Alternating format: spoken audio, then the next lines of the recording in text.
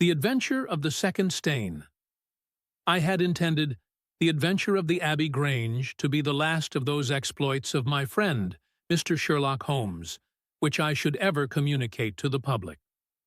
This resolution of mine was not due to any lack of material, since I have notes of many hundreds of cases to which I have never alluded, nor was it caused by any waning interest on the part of my readers in the singular personality and unique methods of this remarkable man.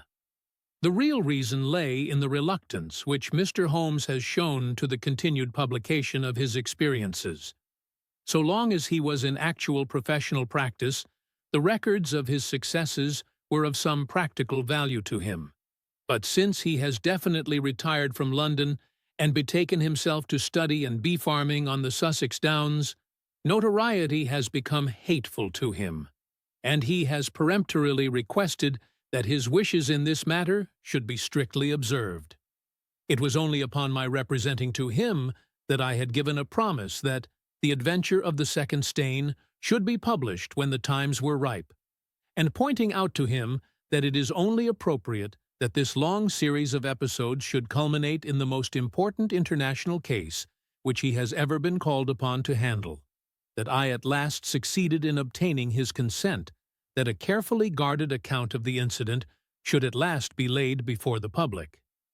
If in telling the story I seem to be somewhat vague in certain details, the public will readily understand that there is an excellent reason for my reticence. It was, then, in a year, and even in a decade, that shall be nameless, that upon one Tuesday morning in autumn we found two visitors of European fame within the walls of our humble room in Baker Street. The one, austere, high-nosed, eagle-eyed, and dominant, was none other than the illustrious Lord Bellinger, twice Premier of Britain. The other, dark, clear-cut, and elegant, hardly yet of middle age, and endowed with every beauty of body and of mind, was the Right Honourable Trelawney Hope, Secretary for European Affairs, and the most rising statesman in the country. They sat side by side upon our paper-littered settee, and it was easy to see from their worn and anxious faces that it was business of the most pressing importance which had brought them. The Premier's thin, blue-veined hands were clasped tightly over the ivory head of his umbrella, and his gaunt, ascetic face looked gloomily from Holmes to me. The European Secretary pulled nervously at his mustache and fidgetted with the seals of his watch-chain. When I discovered my loss, Mr. Holmes, which was at 8 o'clock this morning, I at once informed the Prime Minister. It was at his suggestion that we have both come to you. Have you informed the police? No, sir, said the Prime Minister, with the quick, decisive manner for which he was famous. We have not done so, nor is it possible that we should do so. To inform the police must, in the long run, mean to inform the public. This is what we particularly desire to avoid. And why, sir? Because the document in question is of such immense importance that its publication might very easily, I might almost say probably, lead to European complications of the utmost moment. It is not too much to say that peace or war may hang upon the issue, unless its recovery can be attended with the utmost secrecy. Then it may as well not be recovered at all, for all that is aimed at by those who have taken it is that its contents should be generally known. I understand. Now, Mr. Trelawney Hope, I should be much obliged if you would tell me exactly the circumstances under which this document disappeared. That can be done in a very few words, Mr. Holmes. The letter, for it was a letter from a foreign potentate, was received 6 days ago. It was of such importance that I have never left it in my safe, but I have taken it across each evening to my house in Whitehall Terrace, and kept it in my bedroom in a locked dispatch box. It was there last night. Of that I am certain. I actually opened the box while I was dressing for dinner, and saw the document inside. This morning it was gone. The dispatch box had stood beside the glass upon my dressing table all night. I am a light sleeper, and so is my wife. We are both prepared to swear that no one could have entered the room during the night. And yet I repeat that the paper is gone. What time did you dine? 7:30. How long was it before you went to bed? My wife had gone to the theater. I waited up for her. It was 11:30 before we went to our room. Then for 4 hours the dispatch box had lain unguarded. No one is ever permitted to enter that room save the housemaid in the morning, and my valet, or my wife's maid, during the rest of the day. They are both trusty servants who have been with us for some time. Besides, neither of them could possibly have known that there was anything more valuable than the ordinary departmental papers in my dispatch box. Who did know of the existence of that letter? No one in the house. Surely your wife knew. No, sir. I had said nothing to my wife until I missed the paper this morning. The Premier nodded approvingly. I have long known, sir, how high is your sense of public duty, said he. I am convinced that in the case of a secret of this importance, it would rise superior to the most intimate domestic ties. The European Secretary bowed. You do me no more than justice, sir. Until this morning, I have never breathed one word to my wife upon this matter. Could she have guessed? No, Mr. Holmes, she could not have guessed, nor could anyone have guessed. Have you lost any documents before? No, sir. Who is there in England who did know of the existence of this letter? Each member of the cabinet was informed of it yesterday, but the pledge of secrecy which attends every cabinet meeting was increased by the solemn warning which was given by the Prime Minister. Good heavens, to think that within a few hours I should myself have lost it. His handsome face was distorted with a spasm of despair, and his hands tore at his hair. For a moment, we caught a glimpse of the natural man, impulsive, ardent, keenly sensitive. The next, the aristocratic mask was replaced, and the gentle voice had returned. Besides the members of the cabinet, there are 2, or possibly 3, departmental officials who know of the letter. No one else in England, Mr. Holmes, I assure you. But abroad? I believe that no one abroad has seen it save the man who wrote it. I am well convinced that his ministers, that the usual official channels have not been employed. Holmes considered for some little time. Now, sir, I must ask you more particularly what this document is, and why its disappearance should have such momentous consequences. The two statesmen exchanged a quick glance, and the Premier's shaggy eyebrows gathered in a frown. Mr. Holmes, the envelope is a long, thin one of pale blue color. There is a seal of red wax stamped with a crouching lion. It is addressed in large, bold handwriting to— I fear, sir, said Holmes, that interesting and indeed essential as these details are, my inquiries must go more to the root of things. What was the letter? That is a state secret of the utmost importance, and I fear that I cannot tell you, nor do I see that it is necessary. If by the aid of the powers which you are said to possess, you can find such an envelope as I describe with its enclosure, you will have served well of your country, and earned any reward which it lies in our power to bestow. Sherlock Holmes rose with a smile. You are two of the most busy men in the country, said he, and in my own small way I have also a good many calls upon me. I regret exceedingly that I cannot help you in this matter, and any continuation of this interview would be a waste of time. The Premier sprang to his feet with that quick, fierce gleam of his deep-set eyes, before which a cabinet has cowered. I am not accustomed, sir, he began, but mastered his anger and resumed his seat. For a minute or more, we all sat in silence. Then the old statesman shrugged his shoulders. "We must accept your terms, Mr. Holmes. No doubt you are right, and it is unreasonable for us to expect you to act unless we give you our entire confidence." "I agree with you, sir," said the younger statesman. "Then I will tell you, relying entirely upon your honor and that of your colleague, Dr. Watson. I may appeal to your patriotism also, for I could not imagine a greater misfortune for the country than that this affair should come out. You may safely trust us.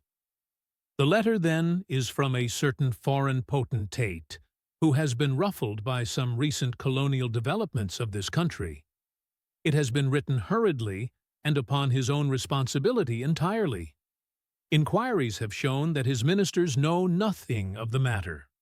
At the same time, it is couched in so unfortunate a manner, and certain phrases in it are of so provocative a character, that its publication would undoubtedly lead to a most dangerous state of feeling in this country. There would be such a ferment, sir, that I do not hesitate to say that within a week of the publication of that letter, this country would be involved in a great war." Holmes wrote a name upon a slip of paper and handed it to the Premier. "Exactly. It was he. And it is this letter, this lettre, which may well mean the expenditure of 1,000 millions and the lives of 100,000 men, which has become lost in this unaccountable fashion. Have you informed the sender?" "Yes, sir. A cipher telegram has been dispatched." "Perhaps he desires the publication of the lettre." "No, sir. We have strong reason to believe that he already understands that he has acted in an indiscreet and hot-headed manner. It would be a greater blow to him and to his country than to us if this letter were to come out." "If this is so, whose interest is it that the letter should come out? Why should anyone desire to steal it or to publish it?" "There, Mr. Holmes, you take me into regions of high international politics, but if you consider the European situation, you will have no difficulty in perceiving the motive. The whole of Europe is an armed camp. There is a double league which makes a fair balance of military power. Great Britain holds the scales. If Britain were driven into war with one confederacy, it would assure the supremacy of the other confederacy, whether they joined in the war or not. Do you follow?" "Very clearly. It is then the interest of the enemies of this potentate to secure and publish this letter, so as to make a breach between his country and ours." "Yes, sir." "And to whom would this document be sent if it fell into the hands of an enemy?" "To any of the great chancelleries of Europe. It is probably speeding on its way thither at the present instant, as fast as steam can take it." Mr. Trelawney Hope dropped his head on his chest and groaned aloud. The Premier placed his hand kindly upon his shoulder. "It is your misfortune, my dear fellow. No one can blame you. There is no precaution which you have neglected. Now, Mr. Holmes, you are in full possession of the facts. What course do you recommend?" Holmes shook his head mournfully. "You think, sir, that unless this document is recovered, there will be war?" "I think it is very probable." "Then, sir, prepare for war." "That is a hard saying, Mr. Holmes." "Consider the facts, sir. It is inconceivable that it was taken after 11:30 at night, since I understand that Mr. Hope and his wife were both in the room from that hour until the loss was found out. It was taken, then, yesterday evening between 7:30 and 11:30, probably near the earlier hour, since whoever took it evidently knew that it was there, and would naturally secure it as early as possible. Now, sir, if a document of this importance were taken at that hour, where can it be now? No one has any reason to retain it. It has been passed rapidly on to those who need it. What chance have we now to overtake or even to trace it? It is beyond our reach." The Prime Minister rose from the settee. "What you say is perfectly logical, Mr. Holmes. I feel that the matter is indeed out of our hands. Let us presume, for argument's sake, that the document was taken by the maid or by the valet. They are both old and tried servants. I understand you to say that your room is on the second floor, that there is no entrance from without, and that from within no one could go up unobserved. It must then be somebody in the house who has taken it. To whom would the thief take it? To one of several international spies and secret agents, whose names are tolerably familiar to me. There are 3 who may be said to be the heads of their profession. I will begin my research by going round and finding if each of them is at his post. If one is missing, especially if he has disappeared since last night, we will have some indication as to where the document has gone. Why should he be missing? Asked the European secretary. He would take the letter to an embassy in London, as likely as not. I fancy not. These agents work independently, and their relations with the embassies are often strained. The Prime Minister nodded his acquiescence. I believe you are right, Mr. Holmes. He would take so valuable a prize to headquarters with his own hands. I think that your course of action is an excellent one. Meanwhile, Hope, we cannot neglect all our other duties on account of this one misfortune. Should there be any fresh developments during the day, we shall communicate with you, and you will no doubt let us know the results of your own inquiries. The 2 statesmen bowed and walked gravely from the room. When our illustrious visitors had departed, Holmes lit his pipe in silence and sat for some time lost in the deepest thought. I had opened the morning paper and was immersed in a sensational crime which had occurred in London the night before, when my friend gave an exclamation, sprang to his feet, and laid his pipe down upon the mantelpiece. "Yes," said he, "there is no better way of approaching it. The situation is desperate, but not hopeless. Even now, if we could be sure which of them has taken it, it is just possible that it has not yet passed out of his hands. After all, it is a question of money with these fellows, and I have the British Treasury behind me. If it's on the market, I'll buy it, if it means another penny on the income tax. It is conceivable that the fellow might hold it back to see what bids come from this side before he tries his luck on the other. There are only those 3 capable of playing so bold a game. There are Oberstein, Larothière, and Eduardo Lucas. I will see each of them. I glanced at my morning paper. Is that Eduardo Lucas of Godolphin Street? Yes. You will not see him. Why not? He was murdered in his house last night. My friend has so often astonished me in the course of our adventures that it was with a sense of exultation that I realized how completely I had astonished him. He stared in amazement, and then snatched the paper from my hands. This was the paragraph which I had been engaged in reading when he rose from his chair. Murder in Westminster. A crime of mysterious character was committed last night at 16.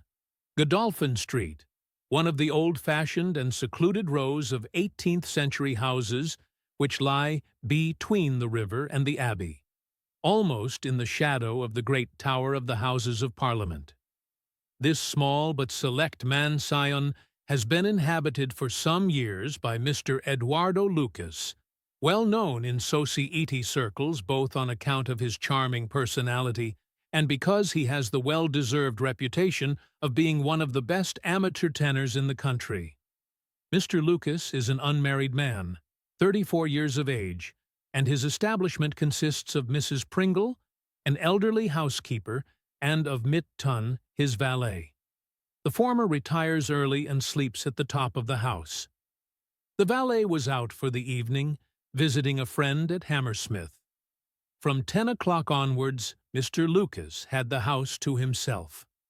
What occurred during that time has not yet transpired, but at 11:45, Police Constable Barrett, passing along Godolphin Street, observed that the door of number 16 was ajar. He knocked, but received no answer. Perceiving a light in the front room, he advanced into the passage and again knocked, but without reply. He then pushed open the door and entered. The room was in a state of wild disorder, the furniture being all swept to one side and one chair lying on its back in the center. Beside this chair, and still grasping one of its legs, lay the unfortunate tenant of the house. He had been stabbed to the heart and must have died instantly. The knife with which the crime had been committed was a curved Indian dagger, plucked down from a trophy of Oriental arms which adorned one of the walls. Robbery does not appear to have been the motive of the crime, for there had been no attempt to remove the valuable contents of the room. Mr. Eduardo Lucas was so well known and popular that his violent and mysterious fate will arouse painful interest and intense sympathy in a widespread circle of friends. "Well, Watson, what do you make of this?" asked Holmes after a long pause. "It is an amazing coincidence." "A coincidence? Here is one of the three men whom we had named as possible actors in this drama, and he meets a violent death during the very hours when we know that that drama was being enacted. The odds are enormous against its being coincidence. No figures could express them. No, my dear Watson, the two events are connected, must be connected. It is for us to find the connection. But now the official police must know all. Not at all. They know all they see at Godolphin Street. They know, and shall know, nothing of Whitehall Terrace. Only we know of both events, and can trace the relation between them. There is one obvious point, which would, in any case, have turned my suspicions against Lucas. Godolphin Street, Westminster, is only a few minutes' walk from Whitehall Terrace. The other secret agents whom I have named live in the extreme West End. It was easier, therefore, for Lucas than for the others to establish a connection or receive a message from the European secretary's household. A small thing, and yet where events are compressed into a few hours, it may prove essential. "Hallo! What have we here?" Mrs. Hudson had appeared with a lady's card upon her salver. Holmes glanced at it, raised his eyebrows, and handed it over to me. "Ask Lady Hilda Trelawney Hope if she will be kind enough to step up," said he. A moment later our modest apartment, already so distinguished that morning, was further honored by the entrance of the most lovely woman in London. I had often heard of the beauty of the youngest daughter of the Duke of Belminster, but no description of it, and no contemplation of colourless photographs, had prepared me for the subtle, delicate charm and the beautiful colouring of that exquisite head. And yet, as we saw it, that autumn morning, it was not its beauty which would be the first thing to impress the observer. The cheek was lovely, but it was paled with emotion. The eyes were bright, but it was the brightness of fever. The sensitive mouth was tight, and drawn in an effort after self-command. Terror, not beauty, was what sprang first to the eye as our fair visitor stood framed for an instant in the open door. "Has my husband been here, Mr. Holmes?" "Yes, madam. He has been here." "Mr. Holmes, I implore you not to tell him that I came here." Holmes bowed coldly and motioned the lady to a chair. "Your ladyship places me in a very delicate position. I beg that you will sit down and tell me what you desire, but I fear that I cannot make any unconditional promise." She swept across the room and seated herself with her back to the window. It was a queenly presence, tall, graceful, and intensely womanly. "Mr. Holmes," she said, and her white-gloved hands clasped and unclasped as she spoke, "I will speak frankly to you in the hope that it may induce you to speak frankly in return. There is complete confidence between my husband and me on all matters save one. That one is politics. On this his lips are sealed. He tells me nothing. Now, I am aware that there was a most deplorable occurrence in our house last night. I know that a paper has disappeared, but because the matter is political, my husband refuses to take me into his complete confidence. Now it is essential, I say, that I should thoroughly understand it. You are the only other person, save only these politicians, who knows the true facts. I beg you then, Mr. Holmes, to tell me exactly what has happened and what it will lead to. Tell me all, Mr. Holmes. Let no regard for your client's interests keep you silent, for I assure you that his interests, if he would only see it, would be best served by taking me into his complete confidence. What was this paper which was stolen? Madam, what you ask me is really impossible. She groaned and sank her face in her hands. You must see that this is so, madam. If your husband thinks fit to keep you in the dark over this matter, is it for me, who has only learned the true facts under the pledge of professional secrecy, to tell what he has withheld? It is not fair to ask it. It is him whom you must ask. I have asked him. I come to you as a last resource. But without your telling me anything definite, Mr. Holmes, you may do a great service if you would enlighten me on one point. What is it, madam? Is my husband's political career likely to suffer through this incident? Well, madam, unless it is set right, it may certainly have a very unfortunate effect. Ah! She drew in her breath sharply, as one whose doubts are resolved. One more question, Mr. Holmes. From an expression which my husband dropped in the first shock of this disaster, I understood that terrible public consequences might arise from the loss of this document. If he said so, I certainly cannot deny it. Of what nature are they? Nay, madam, there again you ask me more than I can possibly answer. Then I will take up no more of your time. I cannot blame you, Mr. Holmes, for having refused to speak more freely, and you on your side will not, I am sure, think the worse of me, because I desire, even against his will, to share my husband's anxieties. Once more, I beg that you will say nothing of my visit. She looked back at us from the door, and I had a last impression of that beautiful haunted face, the startled eyes, and the drawn mouth. Then she was gone. Now, Watson, the fair sex is your department, said Holmes with a smile, when the dwindling frou-frou of skirts had ended in the slam of the front door. What was the fair lady's game? What did she really want? Surely her own statement is clear, and her anxiety very natural. Think of her appearance, Watson, her manner, her suppressed excitement, her restlessness, her tenacity in asking questions. Remember that she comes of a caste who do not lightly show emotion. She was certainly much moved. Remember also the curious earnestness with which she assured us that it was best for her husband that she should know all. What did she mean by that? And you must have observed, Watson, how she maneuvered to have the light at her back. She did not wish us to read her expression. Yes, she chose the one chair in the room. And yet the motives of women are so inscrutable. You remember the woman at Margate, whom I suspected for the same reason. No powder on her nose. That proved to be the correct solution. How can you build on such a quicksand?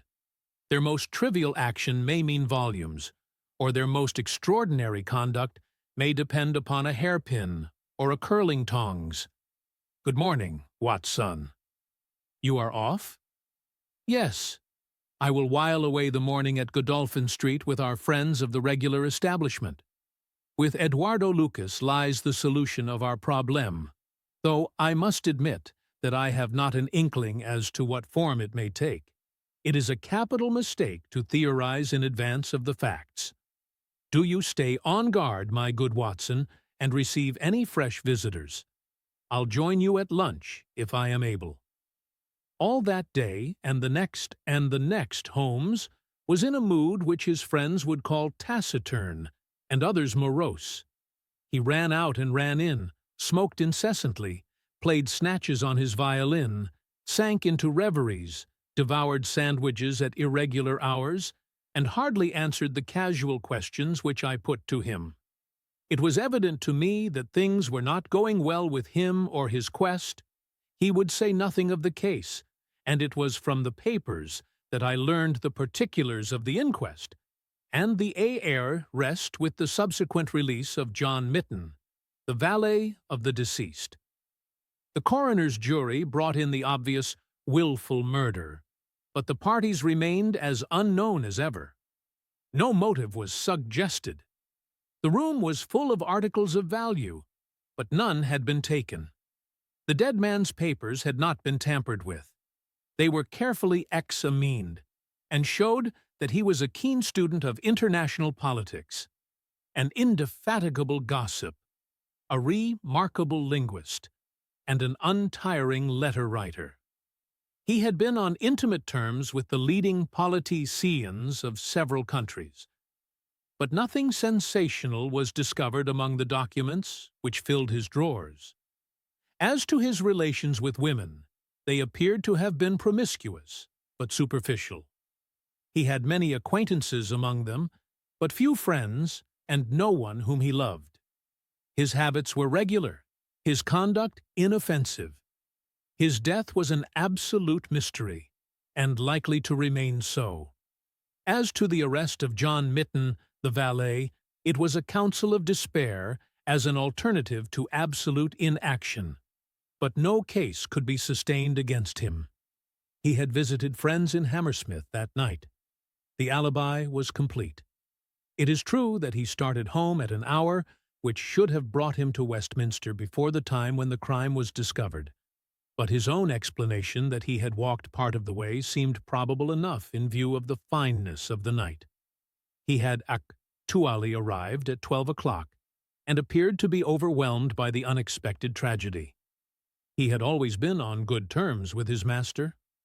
Several of the dead man's possessions, notably a small case of razors, had been found in the valet's boxes, but he explained that they had been presents from the deceased, and the housekeeper was able to corroborate the story.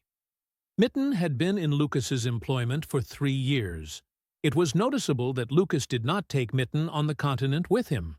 Sometimes he visited Paris for 3 months on end, but Mitten was left in charge of the Godolphin Street house.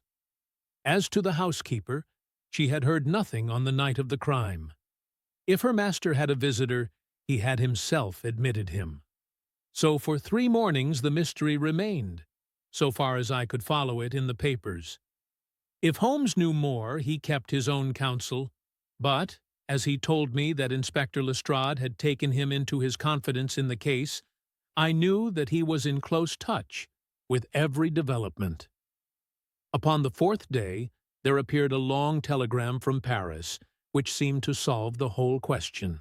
"A discovery has just been made by the Parisian police," said the Daily Telegraph, "which raises the veil which hung round the tragic fate of Mr. Eduardo Lucas, who met his death by violence last Monday night at Godolphin Street, Westminster.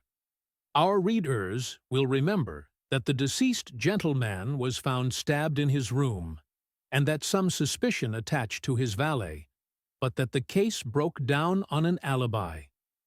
Yesterday, a lady, who has been known as Madame Henri Fournay, occupying a small villa in the Rue Austerlitz, was reported to the authorities by her servants as being insane. An examination showed that she had indeed developed mania of a dangerous and permanent form.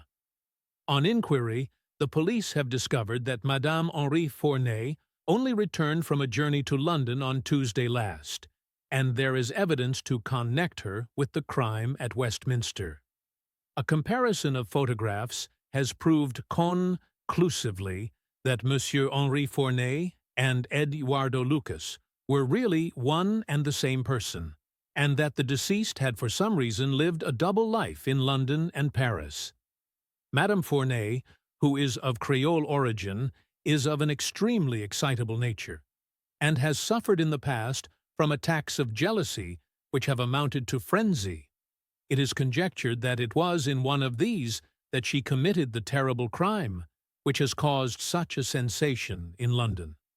Her movements upon the Monday night have not yet been traced, but it is undoubted that a woman answering to her description attracted much attention at Charing Cross Station on Tuesday morning by the wildness of her appearance and the violence of her gestures. It is probable, therefore, that the crime was either committed when insane, or that its immediate effect was to drive the unhappy woman out of her mind. At present, she is unable to give any coherent account of the past, and the doctors hold out no hopes of the re-establishment of her reason.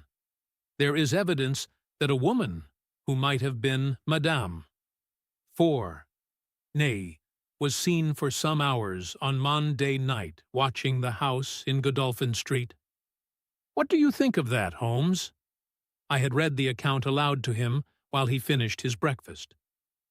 My dear Watson, said he, as he rose from the table and paced up and down the room, you are most long-suffering. But if I have told you nothing in the last 3 days, it is because there is nothing to tell.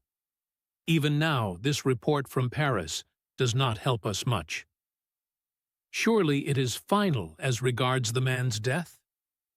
The man's death is a mere incident, a trivial episode, in comparison with our real task, which is to trace this document and save a European catastrophe. Only one important thing has happened in the last 3 days, and that is that nothing has happened. I get reports almost hourly from the government, and it is certain that nowhere in Europe is there any sign of trouble. Now, if this letter were loose, no, it can't be loose. But if it isn't loose, where can it be? Who has it? Why is it held back? That's the question that beats in my brain like a hammer. Was it, indeed, a coincidence that Lucas should meet his death on the night when the letter disappeared? Did the letter ever reach him? If so, why is it not among his papers? Did this mad wife of his carry it off with her? If so, is it in her house in Paris? How could I search for it without the French police having their suspicions aroused? It is a case, my dear Watson, where the law is as danger-house to us as the criminals are. Every man's hand is against us, and yet the interests at stake are colossal. Should I bring it to a successful conclusion, it will certainly represent the crowning glory of my career. Ah, here is my latest from the front. He glanced hurriedly at the note which had been handed in. Hallo! Lestrade seems to have observed something of interest. Put on your hat, Watson, and we will stroll down together to Westminster. It was my first visit to the scene of the crime. A high, dingy, narrow-chested house, prim, formal, and solid, like the century which gave it birth. Lestrade's bulldog features gazed out at us from the front window, and he greeted us warmly when a big constable had opened the door and let us in.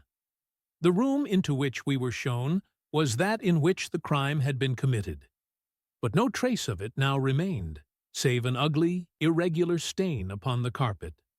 This carpet was a small square drugget in the center of the room, surrounded by a broad expanse of beautiful, old-fashioned wood flooring in square blocks highly polished. Over the fireplace was a magnificent trophy of weapons, one of which had been used on that tragic night. In the window was a sumptuous writing desk, and every detail of the apartment, the pictures, the rugs, and the hangings, all pointed to a taste which was luxurious to the verge of effeminacy. "Seen the Paris news?" asked Lestrade. Holmes nodded. "Our French friends seem to have touched the spot this time. No doubt it's just as they say." She knocked at the door. Surprise visit, I guess, for he kept his life in watertight compartments. He let her in, couldn't keep her in the street. She told him how she had traced him, reproached him. One thing led to another, and then with that dagger so handy the end soon came. It wasn't all done in an instant, though, for these chairs were all swept over yonder, and he had one in his hand, as if he had tried to hold her off with it. We've got it all clear, as if we had seen it. Holmes raised his eyebrows. And yet, you have sent for me? Ah, yes, that's another matter. A mere trifle, but the sort of thing you take an interest in. Queer, you know, and what you might call freakish. It has nothing to do with the main fact. Can't have, on the face of it. What is it, then? Well, you know, after a crime of this sort, we are very careful to keep things in their position. Nothing has been moved. Officer in charge here day and night. This morning, as the man was buried, and the investigation over, so far as this room is concerned, we thought we could tidy up a bit. This carpet. You see, it is not fastened down, only just laid there. We had occasion to raise it. We found— Yes, you found— Holmes's face grew tense with anxiety. Well, I'm sure you would never guess in 100 years what we did find. You see that stain on the carpet? Well, a great deal must have soaked through, must it not? Undoubtedly it must. Well, you will be surprised to hear that there is no stain on the white woodwork to correspond. No stain, but there must— Yes, so you would say. But the fact remains that there isn't. He took the corner of the carpet in his hand, and turning it over, he showed that it was indeed as he said. But the underside is as stained as the upper. It must have left a mark. Lestrade chuckled with delight at having puzzled the famous expert. Now I'll show you the explanation.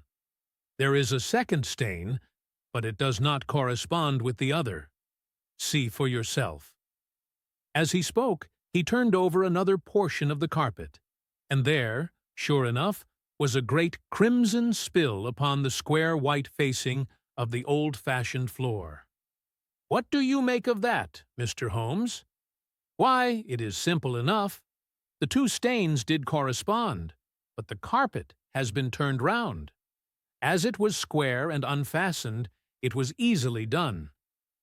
The official police don't need you, Mr. Holmes, to tell them that the carpet must have been turned round. That's clear enough, for the stains lie above each other, if you lay it over this way. But what I want to know is, who shifted the carpet, and why? I could see from Holmes's rigid face that he was vibrating with inward excitement. Look here, Lestrade, said he, has that constable in the passage been in charge of the place all the time? Yes, he has. Well, take my advice. Examine him carefully. Don't do it before us. We'll wait here. You take him into the back room. You'll be more likely to get a confession out of him alone. Ask him how he dared to admit people and leave them alone in this room. Don't ask him if he has done it. Take it for granted. Tell him you know someone has been here. Press him. Tell him that a full confession is his only chance of forgiveness. Do exactly what I tell you. By George, if he knows I'll have it out of him, cried Lestrade. He darted into the hall, and a few moments later his bullying voice sounded from the back room. Now, Watson, now, cried Holmes, with frenzied eagerness. All the demoniacal force of the man, masked behind that listless manner, burst out in a paroxysm of energy. He tore the drugget from the floor, and in an instant was down on his hands and knees, clawing at each of the squares of wood beneath it. One turned sideways as he dug his nails into the edge of it. It hinged back like the lid of a box. A small black cavity opened beneath it. Holmes plunged his eager hand into it and drew it out with a bitter snarl of anger and disappointment. It was empty. "Quick, Watson, quick! Get it back again!"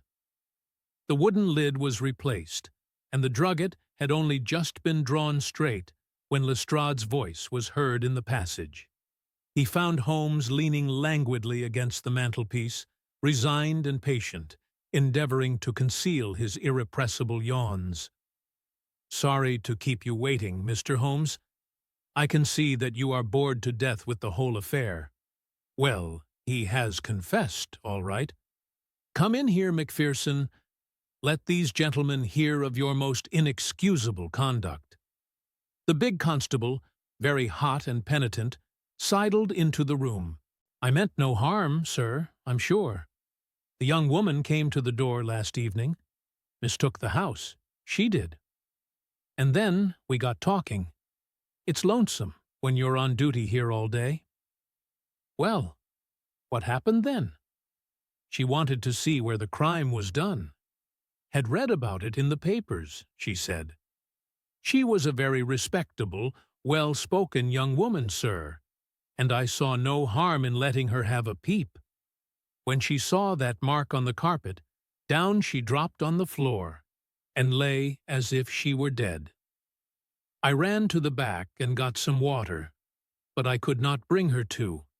Then I went round the corner to the ivy plant for some brandy, and by the time I had brought it back, the young woman had recovered and was off, ashamed of herself, I dare say, and dared not face me." "How about moving that drugget?" "Well, sir, it was a bit rumpled, certainly, when I came back. You see, she fell on it, and it lies on a polished floor with nothing to keep it in place. I straightened it out afterwards." "It's a lesson to you that you can't deceive me, Constable Macpherson," said Lestrade, with dignity. "No doubt you thought that your breach of duty could never be discovered, and yet a mere glance at that drugget was enough to convince me that someone had been admitted to the room. It's lucky for you, my man, that nothing is missing, or you would find yourself in Queer Street." "I'm sorry to have called you down over such a petty business, Mr. Holmes, but I thought the point of the second stain not corresponding with the first would interest you." "Certainly, it was most interesting. Has this woman only been here once, Constable?" "Yes, sir, only once." "Who was she?" "Don't know the name, sir. Was answering an advertisement about typewriting, and came to the wrong number. Very pleasant, genteel young woman, sir." "Tall? Handsome?" "Yes, sir. She was a well-grown young woman. I suppose you might say she was handsome. Perhaps some would say she was very handsome." "Oh, officer, do let me have a peep," says she. "She had pretty coaxing ways, as you might say, and I thought there was no harm in letting her just put her head through the door." "How was she dressed?" "Quiet, sir. A long mantle down to her feet." "What time was it?" "It was just growing dusk at the time. They were lighting the lamps as I came back with the brandy." "Very good," said Holmes. "Come, Watson, I think that we have more important work else. Where?" As we left the house, Lestrade remained in the front room, while the repentant constable opened the door to let us out. Holmes turned on the step and held up something in his hand. The constable stared intently. "Good Lord, sir!" he cried, with amazement on his face. Holmes put his finger on his lips, replaced his hand in his breast pocket, and burst out laughing as we turned down the street. "Excellent," said he. "Come, friend Watson, the curtain rings up for the last act. You will be relieved to hear that there will be no war, that the Right Honourable Trelawney Hope will suffer no setback in his brilliant career, that the indiscreet sovereign will receive no punishment for his indiscretion, that the Prime Minister will have no European complication to deal with, and that with a little tact and management upon our part, nobody will be a penny the worse for what might have been a very ugly incident." My mind filled with admiration for this extraordinary man. "You have solved it," I cried. "Hardly that, Watson.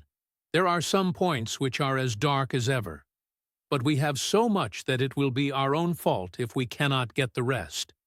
We will go straight to Whitehall Terrace, and bring the matter to a head.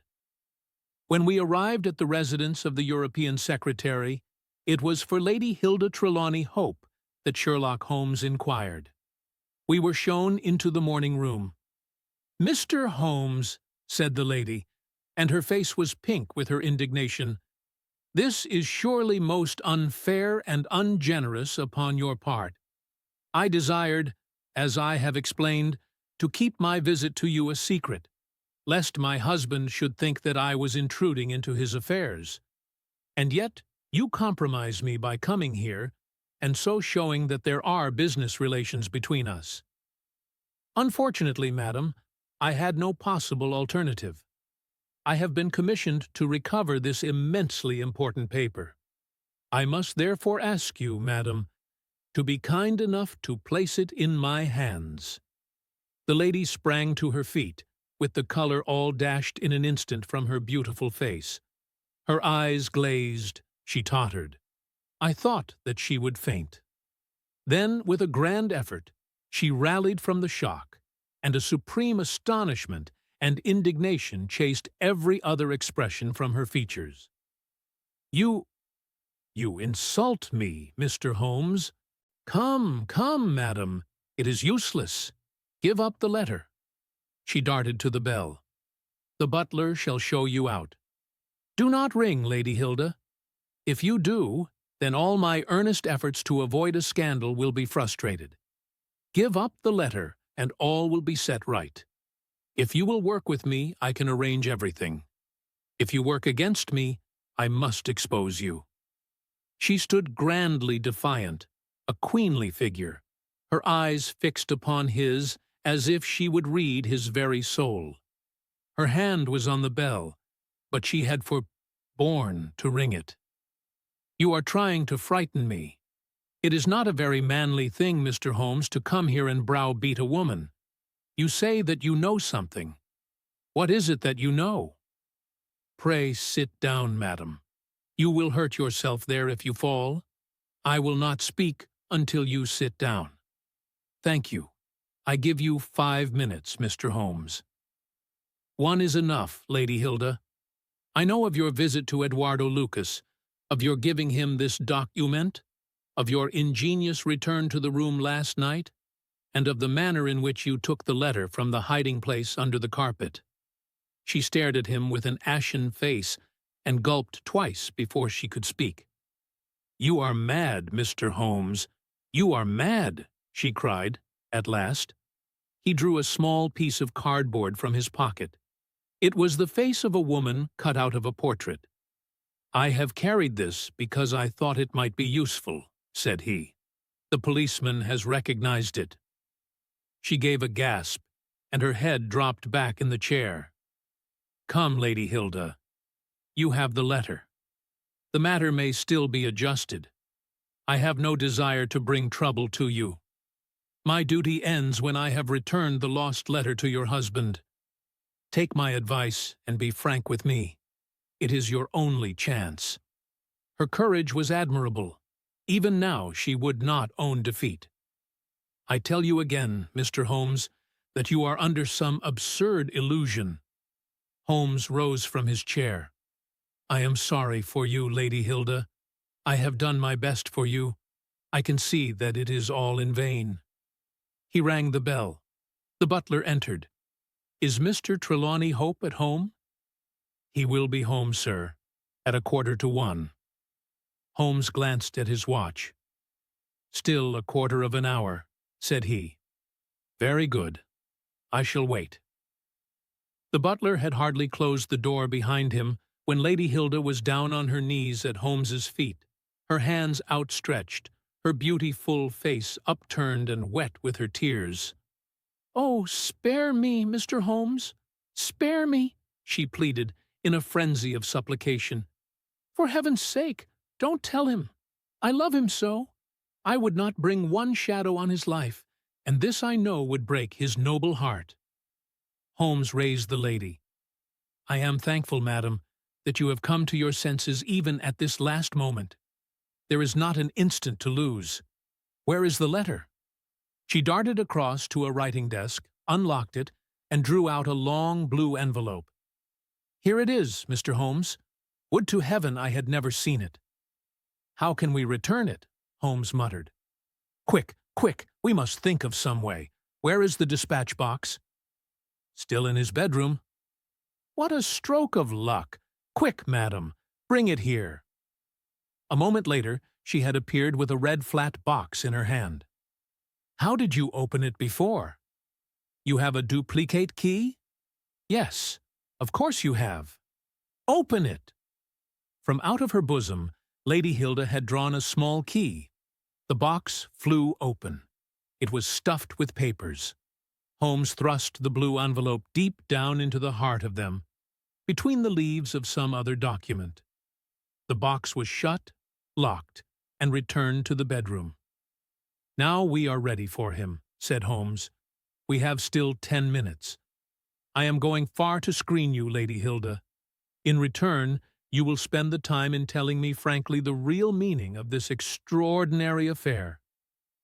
"Mr. Holmes, I will tell you everything," cried the lady. "Oh, Mr. Holmes, I would cut off my right hand before I gave him a moment of sorrow.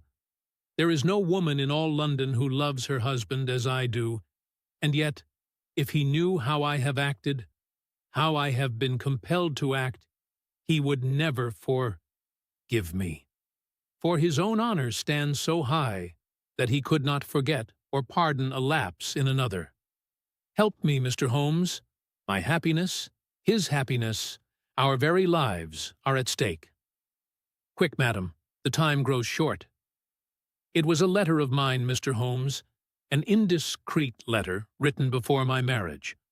A foolish letter, a letter of an impulsive, loving girl. I meant no harm, and yet he would have thought it criminal. Had he read that letter, his confidence would have been forever destroyed. It is years since I wrote it.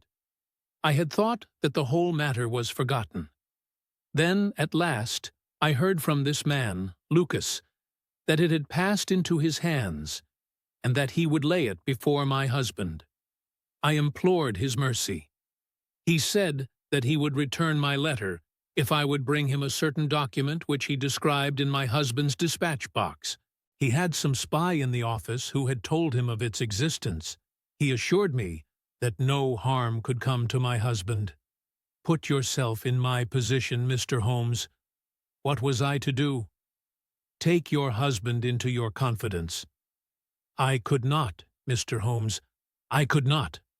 On the one side seemed certain ruin. On the other, terrible as it seemed to take my husband's paper.